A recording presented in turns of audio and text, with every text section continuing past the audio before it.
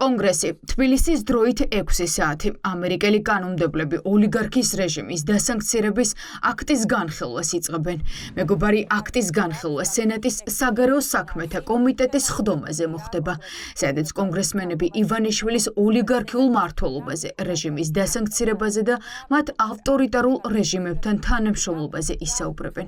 ეს იქნება პირველი განხილვა იმ აქტისა, რომელიც ჯერ ბაიდენის, შემდეგ კი ტრამპის ადმინისტრაციის დროს დაინიცირდა და რომელიც ქართულ ოცნებას უდიდეს პოლიტიკურ თუ რეპუტაციულ დარტყმას მიეყენებს.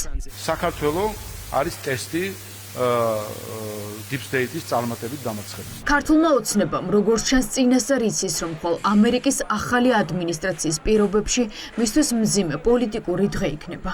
ამიტომ დღეს დილიდან დაიწყო საუბარი, რომ ამერიკას არა პრეზიდენტი ტრამპი და რესპუბლიკური პარტია, არამედ ისევ უხილავი ძალა Deep State მართავს, რომელიც ტრამპმა ვერ დაამარცხა.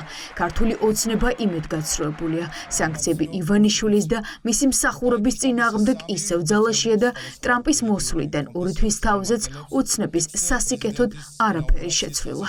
ყველანაირად უკვე ასე ვთქვათ გამოაშკარავებულია ერთადერთი რისკი, რასაც ჩვენ ახლა ხედავთ და ნიშნებს ხედავთ, რაც თავარია, რომ ხდება რებრენდინგი, ფორმების შეცვლა, არხების შეცვლა, ასე ვთქვათ მარჯვენა ხელის ჩანაცვლება მარცხენა ხელით, თუმცა ეს ისევ იგივე ქსელის ხელი არის, რასაც ჩვენ ხედავთ, რომელიც იგივე თოჯინებს ამოძრავებს საქართველოში. ყოველთვის ბრალდებდნენ იმაში, რომ მათ რაღაც კავშირი გააჩნიათ რუსეთთან, მაშინ როდესაც ერთადერთს რისკერას ისინი ისწრაფიან, არის მშვიდობა და მსოფლიოს გადარჩენა ნგრევისაგან. იგივეა ჩვენი მდგომარეობა. აი ამას თუ ხაზი გადაუსვეს და თქვეს, რომ ეს არ და სხვანაირად არის, ან ადმინისტრაციამ ჩვენს მიმართ ნეგატიური დამოკიდებულება ამ მიზეზით გამოხატა, რასაც ჯო ვილსონი გადაგებს.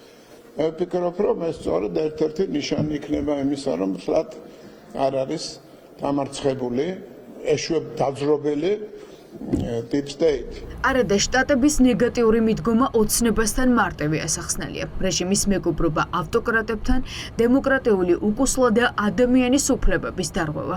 ეს შტატების ყველა პრეზიდენტისთვის წითელი ხაზია. ამიტომ რეჟიმის იმედები არ გამართლდა.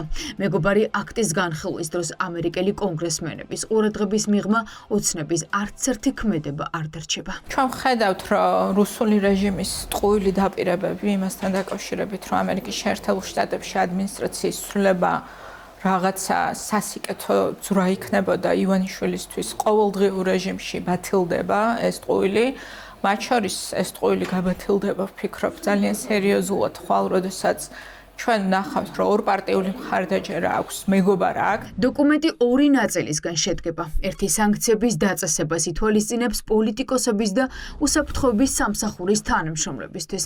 მეორე კი დემოკრატიის გაძლიერებას დაეხმარება.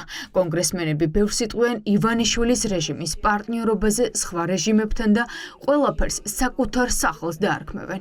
კანონპროექტს ჯამში 18 კონგრესმენი და სენატორი უჭერს მხარს. დემოკრატიული და რესპუბლიკური პარტიებიდან. ამიტომ თბილისში ელოდებიან, რომ აქტი კანონად იქცევა.